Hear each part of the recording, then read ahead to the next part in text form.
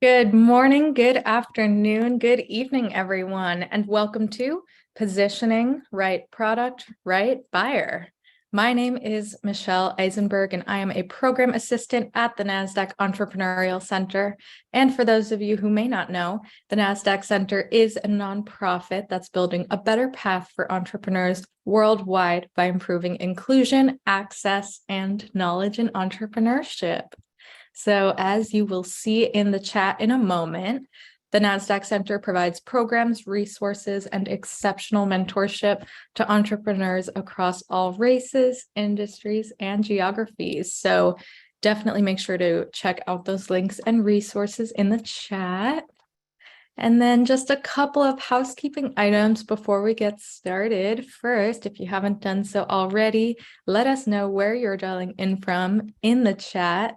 And second, we're going to open up for live Q&A at the end of the event. So please make sure to submit your questions for us in the Q&A function at the bottom of your screen throughout the presentation, and we will try our best to get to all of them. All right. And of course, none of what we do could be possible at the center without all of the amazing support from our sponsors, including NASDAQ, Lehigh University, Bank of the West, Airbnb, KPMG, Wilson Sonsini, Woodruff Sawyer, Microsoft Entrepreneurship for Positive Impact, BPM, and HubSpot for Startups. We are humbled by their contributions and hope you are grateful too. And so before we get started, we always like to launch a couple polls to see how everyone in the audience is doing today. I'm gonna launch this first poll. How are you feeling? Fearful, anxious, surviving, or optimistic? I'll give everyone a couple moments to submit a response here. Awesome. I'm gonna end this poll and share these results. Optimism is in the lead. Always good to see that, but definitely some feelings of surviving and anxiety. I think our conversation today will help with some of those feelings, hopefully. And so I'm going to stop sharing this poll and launch the second one. What is keeping you up at night? And this one will tell us about your current entrepreneurial needs a little bit, so we can continue providing relevant programming. Give this one a couple more moments. All right, I'm going to end this poll and share these results. All right, finance and marketing neck and neck, sales close behind. Got some needs all across the board. We will take this into account. Definitely needs that are relevant to our conversation today. I'm going to stop sharing this poll, and without any further delay, please join me in giving a warm welcome to our special guest, Alicia Fontaine, Senior Director of Product Marketing. Hi, Alicia. Thank you for joining us. We're so grateful to have you here today. Hello, everyone. All right, well, let's jump right in. We have an exciting conversation up ahead. So I guess just to start off, can you talk a little bit about what your business journey has personally been like for you? Maybe some of the influential moments or experiences that have inspired the work that you do today. I'd be happy to. Do we have slides ready to go? All right. Fabulous. Thank you. So I started my career with the dream of editing the great American novel. I wanted to work with talented authors, refine their prose, and help them find adoring readers who would love and enjoy their work. I had some twists and turns, as many of us do in our careers, and I ended up at an educational publisher. And when I was reflecting on what I enjoyed most about my work, I realized that I loved to work with talented creators, get them to refine their vision, and then help them find customers who would enjoy using the products that they had created. Mm-hmm. And I thought, wow, that's kind of similar to what I originally wanted to do. Is there a job for that? And it turns out there is, and it's called product marketing. So that was my entry into product marketing.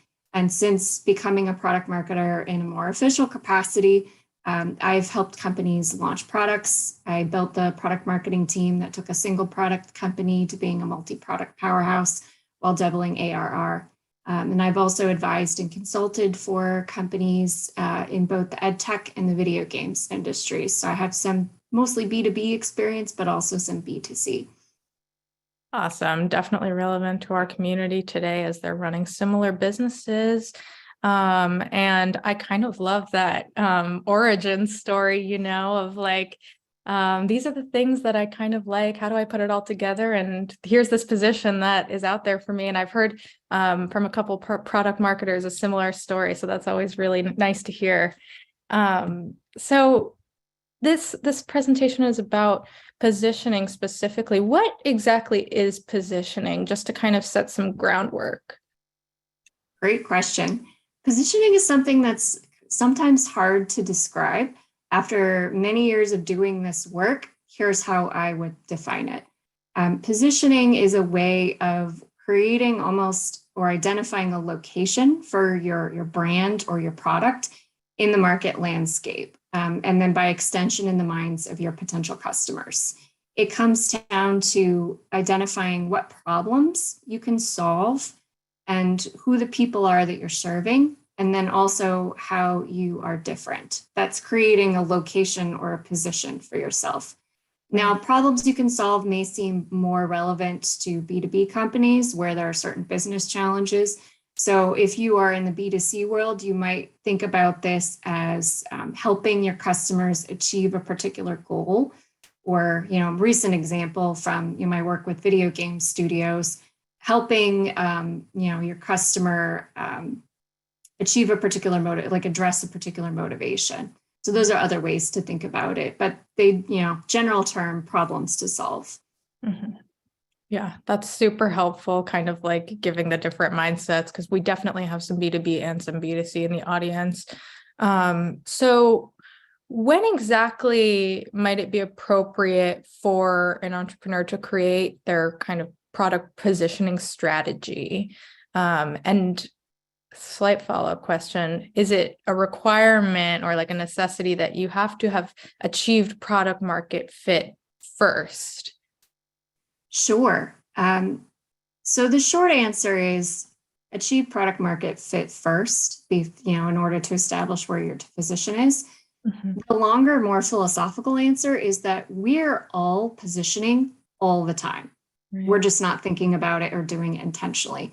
Every time you introduce yourself at a networking event, you're positioning yourself. The way you present yourself in your social media is a form of positioning.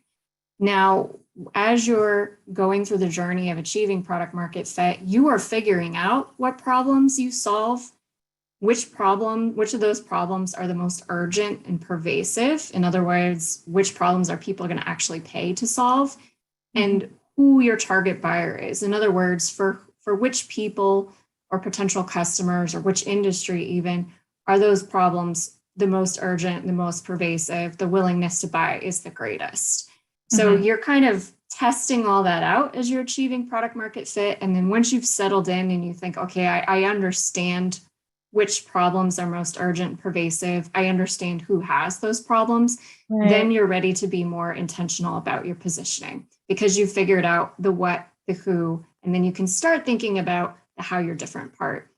Right. And I'm hearing like a lot of emphasis on just like engaging with the customer in some aspect, like really listening to their needs, their desires, their position in a way. So a lot of important points to think about there. So how would positioning then inform your overall go-to-market strategy? Yes, positioning is the first step to go-to-market strategy. It's really critical because once you've figured out those key components, you are able to figure out things that I've listed here. So sales and distribution, for example.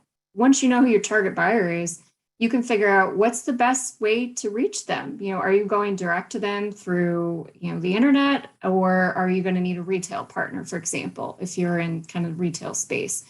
Do you need a sales team? Or does it make more sense to have a distribution partner? These are all things that you can figure out once you've identified your key positioning. Also, things like pricing are a reflection of your positioning. How does your pricing align to your target buyer's willingness to buy? And how do you effectively capture the value that you've created? Because sometimes there's misconception around price and people think it's just, cost plus a certain, profit margin, but really it's pricing is a way of capturing the value that you've created. And that may evolve with the life cycle of your product. Then there's marketing strategy. Once you've figured out your target buyer, that's defining your audience. So where do you reach them? When does it make sense to reach them? And with what message are you going to attract them? And then how do you convince them that yours is the right product for them? Those are all things that are informed by your positioning. And finally, something that's important to, I think, all of you as entrepreneurs, making connections.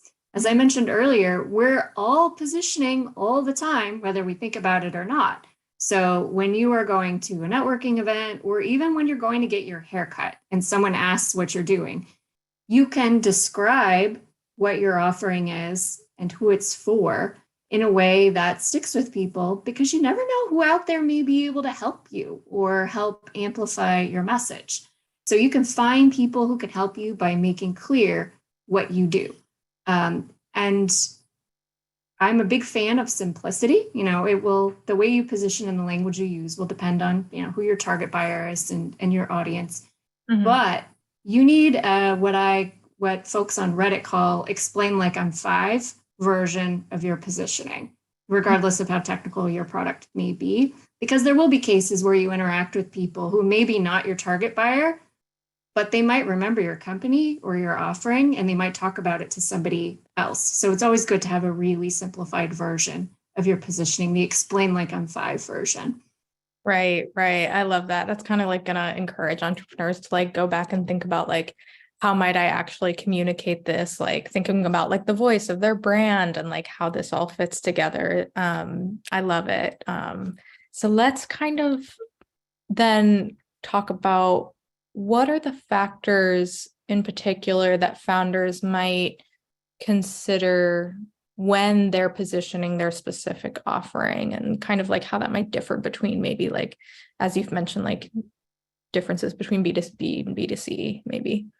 Sure. It really comes down to those three core components I mentioned earlier, which is the problem, the person, who the buyer is, and then how you're different. So we'll start with problems. So what problems does your product solve for your target buyer? And sometimes, the more you talk to potential customers, you'll be able to sort of rank sort those and figure out which are most urgent and pervasive. And when you're establishing problems, it's really important to be talking to potential customers and to get into their headspace, because when you've developed a product, you get really attached to it and you believe in it, which is great, right? That's why you're an entrepreneur. But you have to be careful not to reverse engineer problems where you say, this is the product, it does this particular thing. It does this thing to solve this problem. And that may not be why you even developed the product, right? You may be trying to find problems to solve afterward. You may have heard the expression, a solution in search of a problem. And that's not what you want to do. You want to try as much as you can to really understand the market and your target buyers. So you're really honing in on problems that are important to them. And it's also true that, you may be solving a problem, but that's not maybe the top priority problem for that particular buyer. So you need to be mindful of that. And then a lot of times you have to start unpacking what the impact of that problem is. And there's two ways to frame it. You can frame it in terms of ROI, or return on investment. So how does the customer benefit from solving that problem? But sometimes you may want to look at it in terms of risk, like what's the potential impact to the customer of not solving this problem? And that will help you as you go through your positioning exercise, when you really are able to like put a size or an impact on the problem and therefore on the potential solution. So the next thing we'll talk about is the people you serve. So those are your target buyers, and they are defined by industry. If you're, in B2B, you may serve particular industries, and you determine that industry based on what the problem is, or, where is the problem most urgent and pervasive. Then you have your buyers. Who are the people who are actually making the purchasing decision? And often in B2B in particular, you may have other people who are users. And sometimes the buyers and the users are not the same person. So that's important to keep in mind so that you understand how you're appealing to each of those groups. Because sometimes you have to treat those groups separately. Sometimes they're the same person. And this is true not only in B2B, but also in B2C. Because if you think of some kind of consumer offerings, a lot of times people buy things as gifts for someone else. Right. So in that case, the buyer and the user may not be the same person. Totally. That's so important for people to consider, like, who is their market? What is their product actually being used for? Because you bring up a good point. It may not be what in the circumstances that they might have intended or originally expect. So it's important to kind of do that research. So we have the term unique selling proposition that we use a lot in the business world. Can we talk a little bit about how founders might determine like what is different about their product and kind of like communicate those differences in their positioning strategy? Sure. So there's a few different ways to look at differences. So how you're different, which is the third component of positioning. First, and probably the most obvious one for a lot of people, is competitors. So what competitors offer similar solutions to the same problem? Another area to look at are solutions. So when someone has a problem or a goal, there are different ways they can solve that problem. Just to use a very simple example, if I want to fasten two pieces of paper together, I could use tape, I could use stapler, I could use a paper clip, I could use a piece of string. There's different ways, or sometimes they're called product categories in this case, that people could attempt to solve that problem. Another thing not to overlook is the DIY approach, right? Maybe that person, your target buyer, doesn't end up buying anything at all. Maybe they come up with like a homegrown or an in-house solution, and you are effectively competing with that. So that's something to keep in mind. Another area that I actually didn't list separately here, but I want to bring up because sometimes people forget about it, is the status quo. Your target buyer could decide, this problem isn't the most important thing for me right now, so I'm just not going to worry about it. And that's why when we talked about problems, it's important to figure out the risk element of it. Like, what's the risk of not solving the problem? Because that's what you're addressing if your competition turns out to be the status quo. Right. So once you've looked at those areas, competitors, other solutions, doing nothing, or the status quo, you can start to sort out, what your competitive advantages are. And, sometimes those are called differentiators. But I feel like competitive advantage is like a step up from differentiator, because differentiator could just be, well, it's different, but you need to translate that from this is different to this is different in a way that is advantageous to my potential buyer or customer. And that's why it's so important to take an outside-in approach and try and get inside the mind of your customers so you can figure out which differentiators are actually going to benefit them. Like what can they do differently? And another thing that's important to keep in mind is different doesn't always have to mean better. Different can just be different, because you've got a target buyer, and this is the difference that appeals to that particular buyer. So different doesn't have to mean faster or sleeker or cheaper or what have you. It's different in a way that you've decided is meaningful.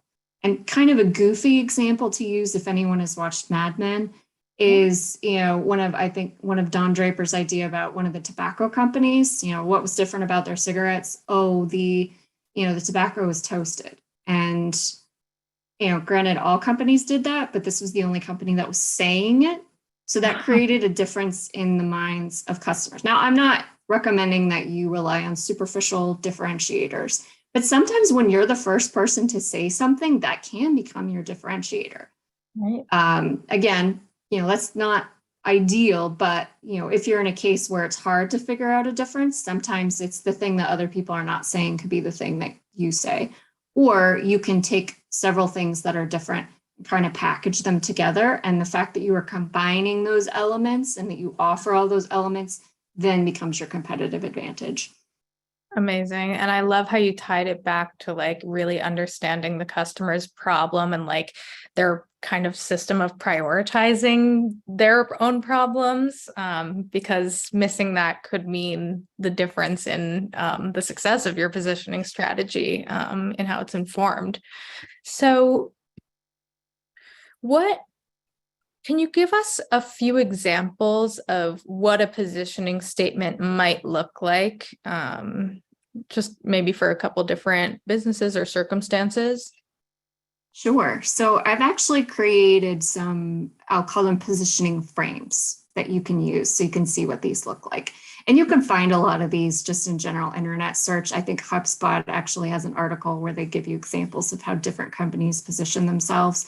I wanted to simplify it and just get it down to what are some examples that you can use for your own company or product or offering. So I've got 3 examples for you, and these all lead up to a worksheet or a positioning guide that I've created that you can have access to where you can do this for yourself. So let's look at the first example here. Product name helps target buyers in industry solve problems. So you can see this is basically a Mad Lib for you to fill in. Unlike its competitors, this product, and then you would say how this product is different. So this is a very simple way of getting in those 3 core elements of the problem you solve, for whom you solve the problem, and how your product is different. So pretty simple there. Yeah. I could imagine using this in like a kind of like everyday conversation almost. Sure. I mean, I could use this in introducing myself to you. I would say Alicia Fontaine helps entrepreneurs at the NASDAQ Entrepreneurial Center position their products. Unlike competitors, Alicia has launched multiple products and built product marketing teams. So there you go. There's an example where I could use a frame to introduce myself to you in a way that's going to be memorable and also maybe make me stand out from other people who have similar work experience. Love it. Okay, so we've kind of rearranged the words a little bit, so you can find whichever one sort of fits your style. In this one, I think I added industry in this one. I don't think it was in the past example. So you can say, for target buyers in industry, your product is this is what I added. Sorry. I added product category to this one. So sometimes it's helpful to put your solution into a particular category of similar solutions. And if that's the case for what you're offering, you might want to use this example. So you can say, for target buyers in industry, this product is and then this is where the category would go, that solves problem so that, and then you would say how customers benefit in a way that's different based on your particular offering. Okay, and then we've got one more example. So for target buyers who, and then you could describe the problem that they're experiencing. Product name is a product category that solves problem by how your product is different. This is so great. I love because we have kind of like different entrepreneurs who have different voices, and this is just kind of, inspire them to see the different ways that they can communicate these to different people, whether that be a potential buyer, whether that be an investor, whether that be a friend, whoever it may be. Just being so intentional about the way that you're communicating. I love the emphasis on that. Great. And you can find all three of those examples in the product positioning guide that you just got the link for. And that'll help walk you through step by step how to go about not only identifying, problems, but also your target buyers and getting a sense of sort of where you fit in the overall market landscape. Awesome. This is going to be super helpful for entrepreneurs in our audience. And so now that we've kind of laid a lot of groundwork for positioning, how to put it together, what informs it, let's talk about maybe some mistakes that are common in developing that positioning strategy and ways that entrepreneurs can try to avoid them. Sure. So in working with entrepreneurs, startups, people running video game studios, even large enterprise companies, here's some of what I've seen. The first one, and I think this is probably more prevalent for entrepreneurs and startups, obsessing over product category. There's a real desire to create a new category. It's very, it seems flashy and glamorous, but it's a lot of work and it requires a lot of money to do that.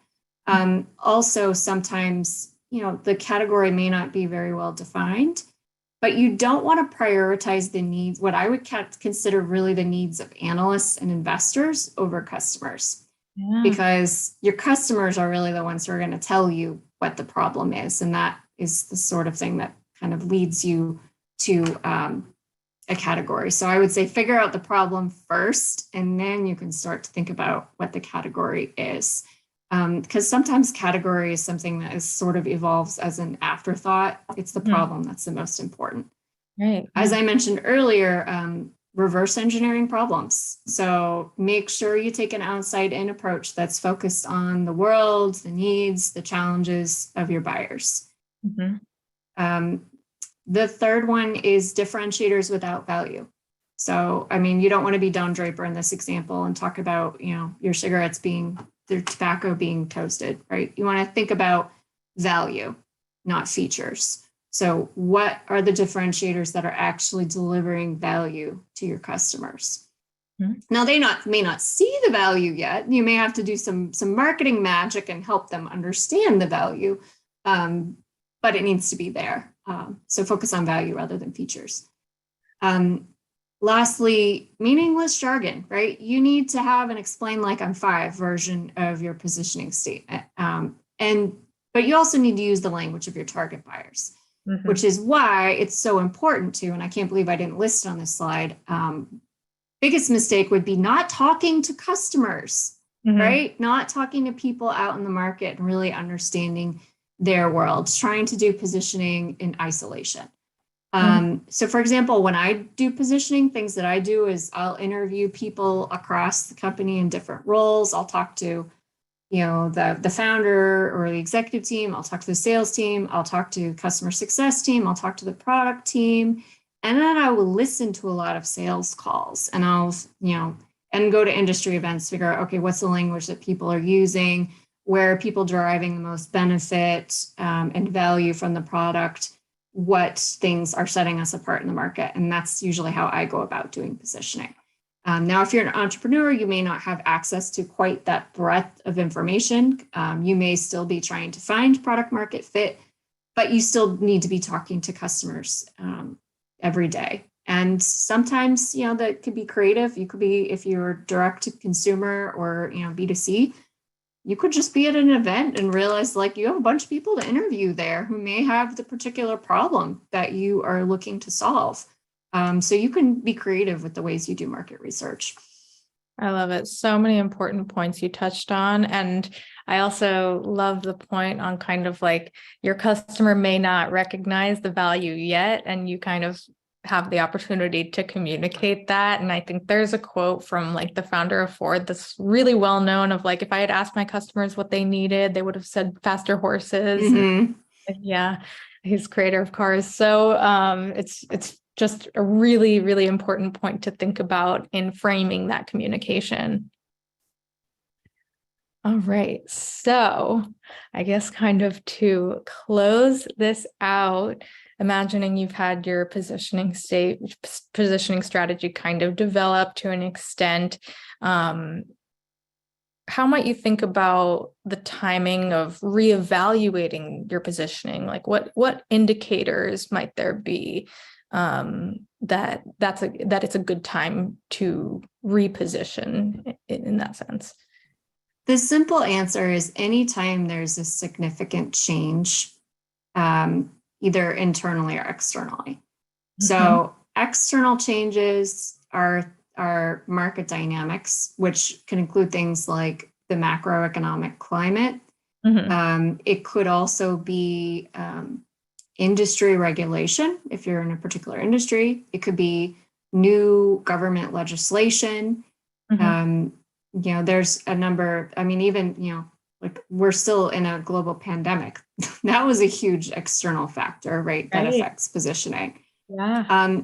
And then related to market dynamics, buyer behavior. Who your target buyers may change, right? Especially if you're more in the B2B world, but sometimes even if you want to like go up market, right? If you're selling to smaller companies or a consumer has a particular budget and you're moving to someone who has a bigger budget, you need to be mindful of buyer behavior. Buyers can be affected by market dynamics, but sometimes there are other reasons that kind of change their preferences. New technology could emerge. They may prioritize certain problems over others. And so those are things to keep in mind. Then there are internal changes. So simple things like product updates. If you have a software product, did you do a big new feature release? That may be time to reposition your product. But product updates could also mean, if you are offering services, maybe you've changed your packaging or pricing. Maybe you used to have like 4 tiers of service and then you are moving to 2 tiers of service. That's also, time to be thinking about how you might reposition. Then also there's portfolio changes. So if you have more than one product, anytime you add or remove a product, your portfolio has effectively changed. So you want to think about your positioning. And you may not end up changing anything in your positioning, but it's still it's kind of a good trigger to revisit your positioning and figure out, does it still fit? Is it still compelling? Is this aligned with my overall business strategy? Right. Such a great overview. That kind of brings us to the end of the question portion of this. Such an amazing overview, so comprehensive, so many great tips and tricks that I think entrepreneurs will leave thinking about exactly how that applies to their business. But we still have a ton of questions coming in. So I would love to dive into a more casual question and answer discussion. All right. So just to jump right in, we have a couple questions here related to like company values and mission. So do you maybe like have an example of a company that has incorporated its values or its mission like well into its positioning and kind of like how they did that, or maybe just like strategies of how you might think about incorporating your values and mission? Sure. I think the thing to be mindful of are your values are important to you. And I think values tie probably more closely to brand than they do to product positioning.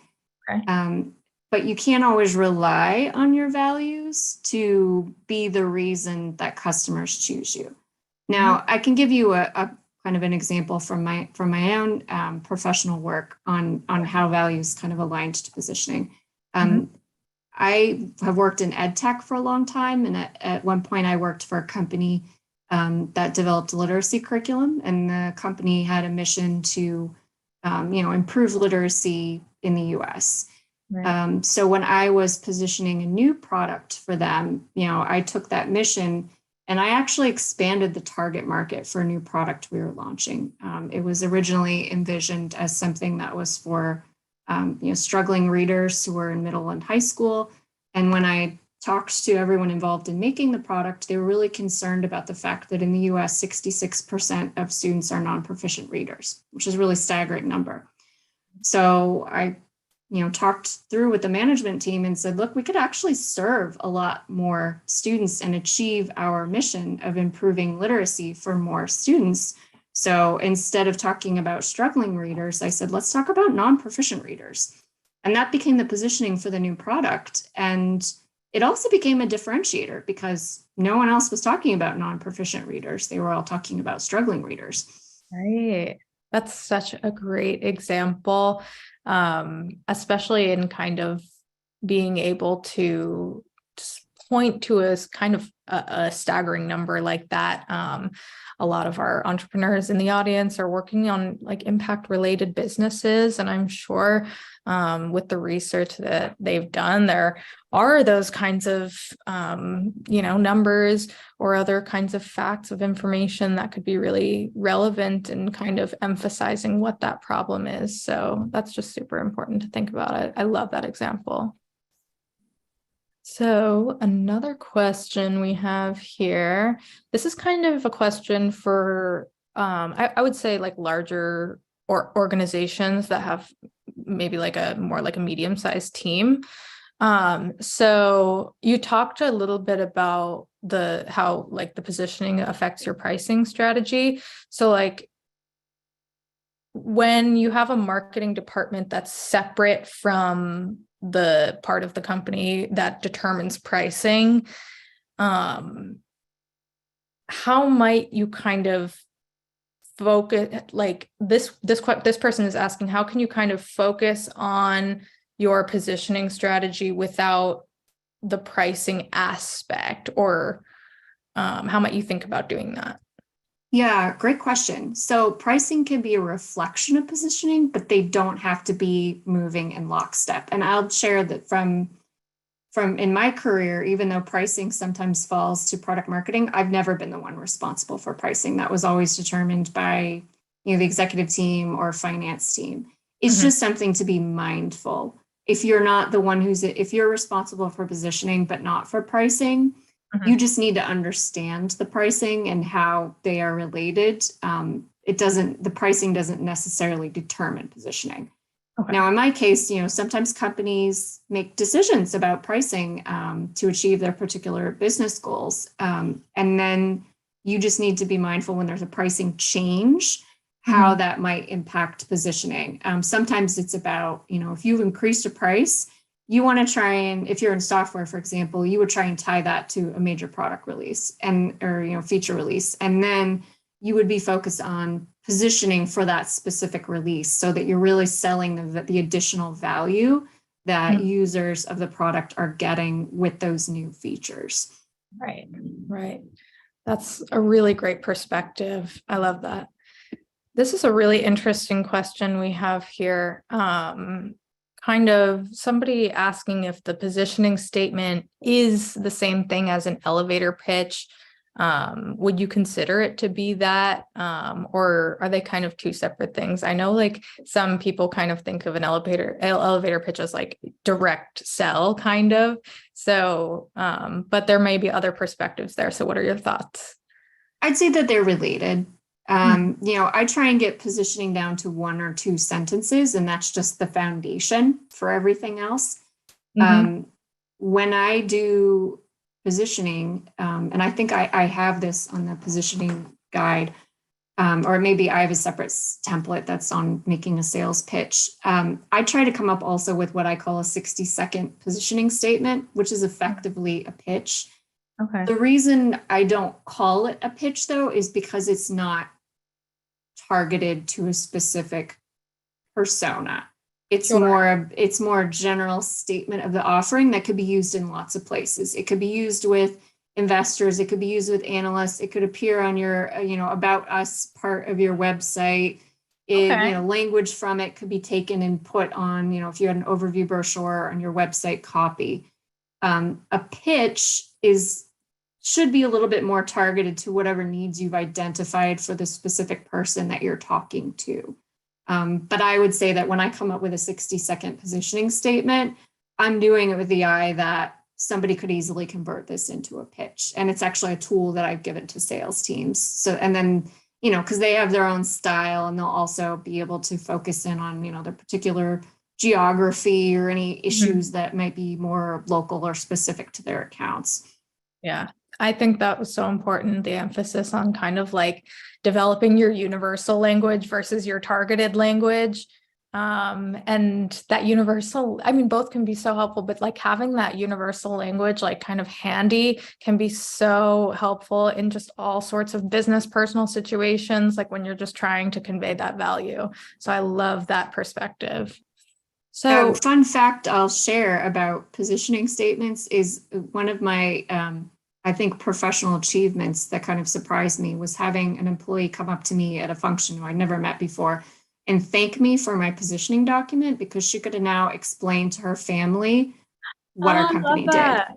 Oh, And that's I think amazing. for those of you who may be thinking about scaling or having larger, getting to a point of having a larger company, positioning is really important to actually company cohesion, because it helps everyone understand what you're building, marketing, selling, supporting, and why. And so it helps everyone kind of pull in the same direction. Right. I also think about, I know we have a lot of entrepreneurs in the audience who have or are currently bootstrapping, and that example that you gave of kind of like being able to explain it to your family and friends can be more valuable than one might think. So I love that. All right. Another question we have here. I love this. So this person is asking, is there a way, and if so, how would you go about testing like possible positioning strategies or like narratives within your sales process and kind of like see what works? Like maybe you have different target audiences, maybe you have multiple problems you're solving. How would you go about that, or is it possible? You're always testing Sure. in effect. I think it depends on what you want to find out and how far you've gotten so far. You could just gauge people's results, or if you're in earlier stages, you might even do a kind of like take a design mindset to it and do some kind of survey or rank ordering and say, describe all the problems that you have, which ones are the most important to you, and help you hone in on, I talked about urgency and pervasiveness. So what is the top priority problem, and what problem appears the most in all the people that you're talking to. So you could do some of that work. It's kind of challenging sometimes doing it in a sales scenario because you want them to buy from you. Right. That's not the same as market research, where you want to be unbiased, so that you're really hearing people's feedback. Because sometimes, you're talking to someone and they like you, so they want to tell you what they think you want to hear, but you want to actually know, like, what are they actually going to spend money on? Yeah. I love that. That's super helpful. And yes, we are always testing and kind of having that in your mind as like there's always this kind of goal of like improvement, figuring out what's not working and figuring out how to make it work. So that's awesome. We have another question here that I think a lot of like the business language can get confusing for people, like literally like definitions and kind of just understanding how they all fit together into like a strategy and manifest themselves. So this person is asking, how does product positioning relate to like your brand positioning and maybe even your value proposition? Sure. So you may hear different answers to this. I'm guessing most of you probably only have one product or service or major service, in which case, at this point, your product is your brand, right? You start thinking about brand more when you have multiple products. And brand is more closely aligned to values, because that's more about like, what's driving you? Why are you making these particular products or services? And it's important to you, and it'll be reflected in what you make, but it's not always why people will buy from you. Right. Makes sense. Yeah. And yeah, I think there are definitely like a lot of perspectives on that. But yeah, as a lot of our entrepreneurs in the audience are kind of like still focusing on the early stage, focusing on those that one singular product or service. So that's going to be a relevant perspective. So well, we have a couple questions kind of asking for like some examples on a couple of things. I'm not sure if you have like specifics, but maybe if you could just talk about like your own experience or what you've witnessed in the business world. So first we have someone asking about like, do you know of a company that like has had like a strong positioning strategy, and like talk about like what exactly makes their positioning effective, like maybe one that like is inspiring to you or that you look to? So, I mean, you can read up a lot on positioning and branding. And this is probably more in the brand category than specific product. But one I found interesting that they've since moved away from was Starbucks's idea of positioning themselves as a third place, right? Because many of us have our home. We have our office, although some of us like me now, those two things are the Right. same. But the idea of having a third place to go, to talk to people. I thought that was interesting. I think they've kind of moved away from that in their branding, but it was different and it was clearly evocative. And I think a lot of people bought into it because people go to Starbucks to hang out. Totally. And people do go there to like do their work. Like people, I totally see people, I've talked to people who go there like every day or multiple days a week to get their work done. So that's really interesting that they kind of framed it that way. That's I mean, I do have another example, which still is more on the brand side because they're a big company, but I thought it was interesting. And this is positioning for target buyer. Nike, which always does marketing really well, had a great campaign and tagline that says, if you have a body, you're an athlete. And I thought that was a really cool way of positioning, because people might think like, I don't play sports, I'm not that athletic, I'm one of them, although I do exercise. And I love that. It was a really empowering, inclusive message, but also, pretty savvy, because it's saying like, hey, everybody is our target market, right? We've all got bodies. Yeah, that was very, very well crafted. I love that example. And it actually sounds a little bit familiar. I think I remember seeing that one. And I'm totally the same way. I'm like now thinking about it, I'm like, wow, like it almost makes me want to buy a pair of shoes. Like, almost. Another example that's kind of related to something you touched on specific in the earlier part of this presentation was kind of like how you might adjust your positioning strategy in response to market changes or like a new product development. Do you have any examples of a company that's done either of those things well? Ooh, good question.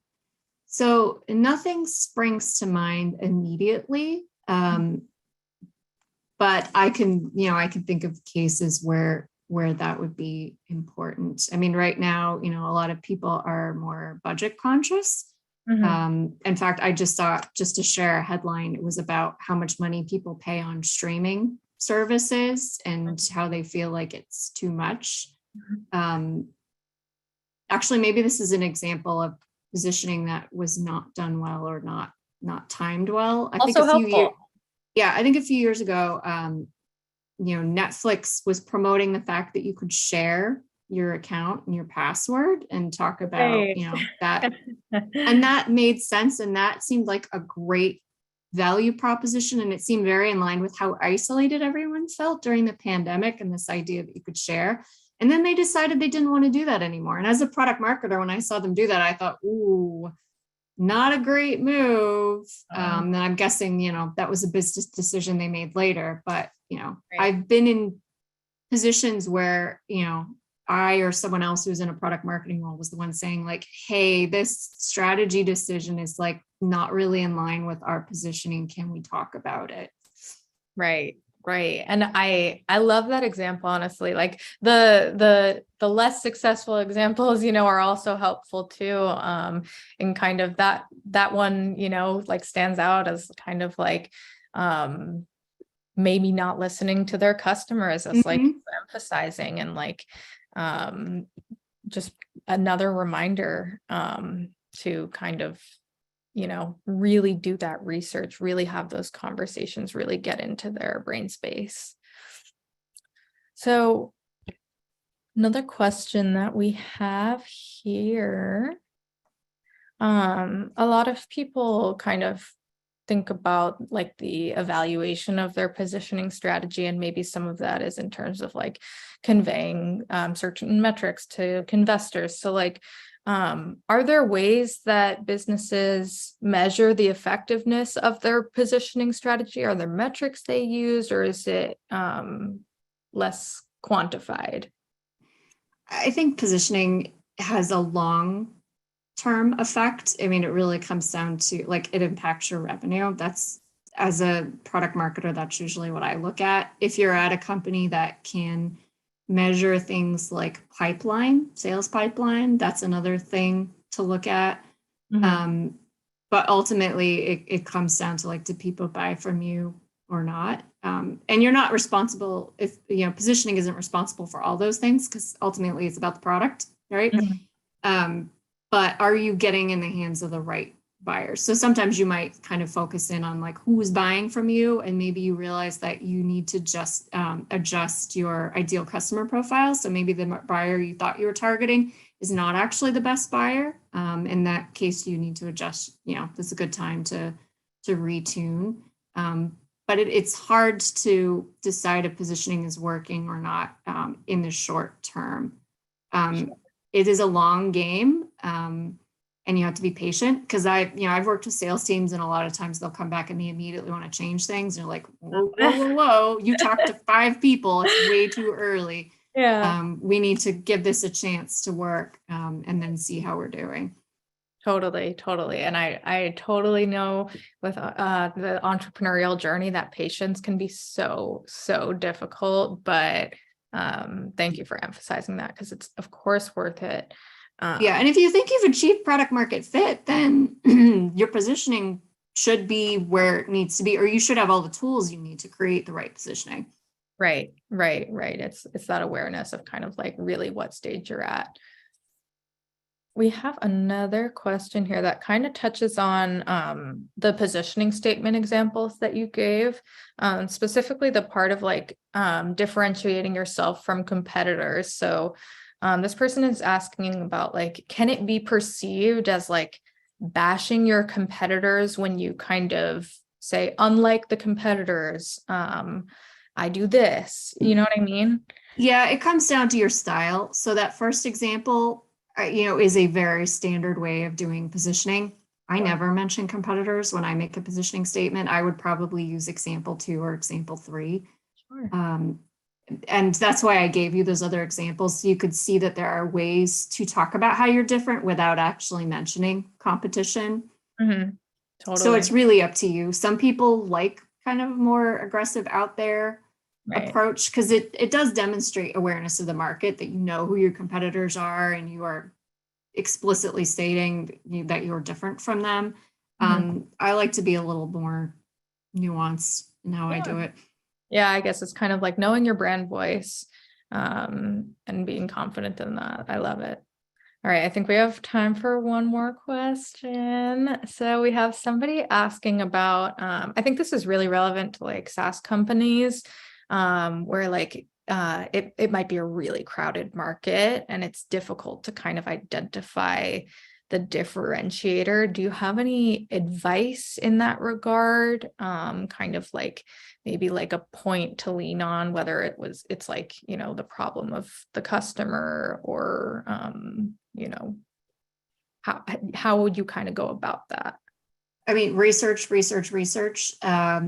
Talk to your passionate customers, figure out why they chose you. Something I didn't touch on because it's usually, you need a kind of a bigger organization to do is win-loss analysis. Yeah. Call up everyone who didn't buy from you and try and understand why. Talk to everyone who did buy from you and help and understand why. Um, your positioning usually covers like your primary benefits, like what is the problem that someone, wanted to go out and solve. But Right. after people have actually bought from you, if you want to follow up with them like 3 months later, you may uncover what's called secondary benefits. So that wasn't necessarily why they bought the product, but are there additional benefits or additional value that they are getting from the product that could be your differentiator? Right. That's why it's so important to keep in touch with your customers. And there's other ways to do that. I mean, you could just send them a survey after a certain amount of time with some kind of incentive to respond, and try and uncover what some of those like revealed benefits are.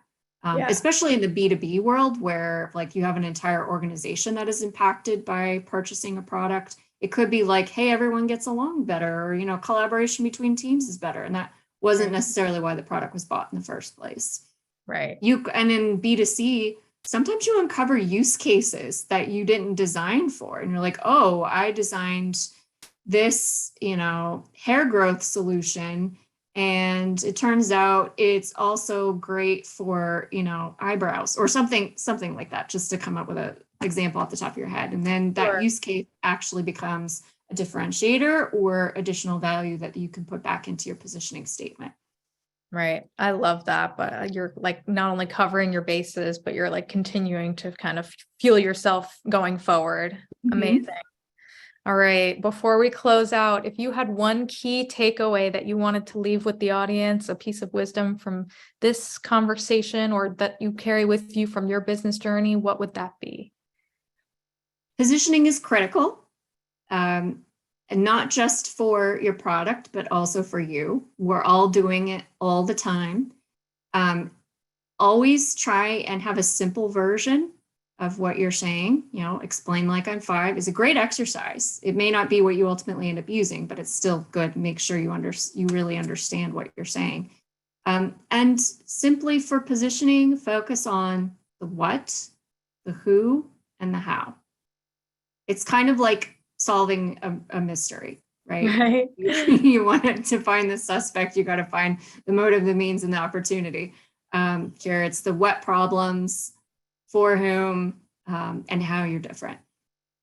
Amazing. Alicia, thank you so, so much for joining us. This was such an incredible conversation, set just an incredible overview. So on behalf of the NASDAQ Entrepreneurial Center and everyone here today, we are sincerely grateful. My pleasure. It was great talking to all of you today. Awesome. And to everyone in attendance today, we would love for you to join us again for upcoming webinars. You can view them by using the link that's going to be posted in the chat. And thank you all so much for joining us today. We look forward to welcoming you back online with us soon.